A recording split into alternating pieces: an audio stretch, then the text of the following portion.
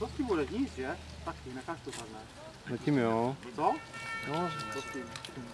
Co? No, z nějaký střelec? Ne, myslím jako výkonově.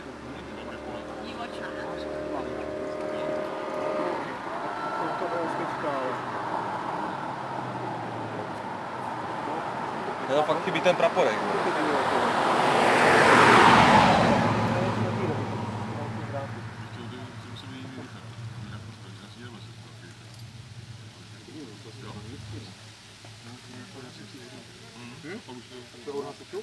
Jo? Tak to má papíry. Nikde jo, takže jako ve finále zrušené to není, jo? Nebo zrušené? Nikdo neví. Když to prodávali jeho děcka, to jim bylo 60. Marek to vlastnil, umřel, ty děcka to prodávali, jim bylo 60 a dali nějakým workerovi, který to nechtěl. Jo, který prostě to koupil kvůli mým pražovkám a hokejně všechno, aj tady s tím, jinak to neprodával. On to koupil a měl to asi 2 roky doma, nebo a pak teda říkal, že mu to zavazíme.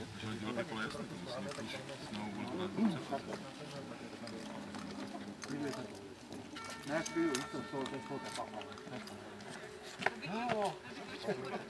Držel jsem ho, co to je? Jasně. No a chci. A jdu do té vracečky? Ne.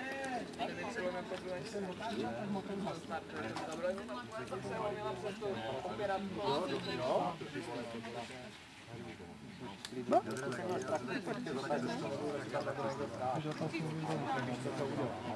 teďka kdybych jel po druhé Robíš 20, ale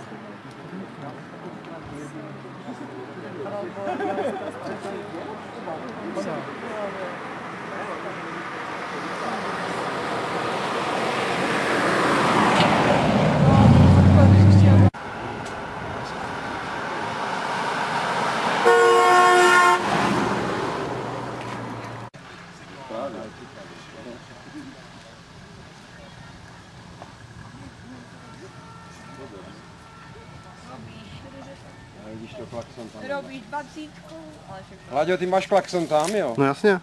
Já ne, člověk. To má hromadu nevýhod, rozumíš, třeba ruční brzdu mám venku, jo? No to se slyším, je dobré. Ale ona je tak krásná, rozumíš, že jsem si říkal, ta tam musí být, jo, prostě někde.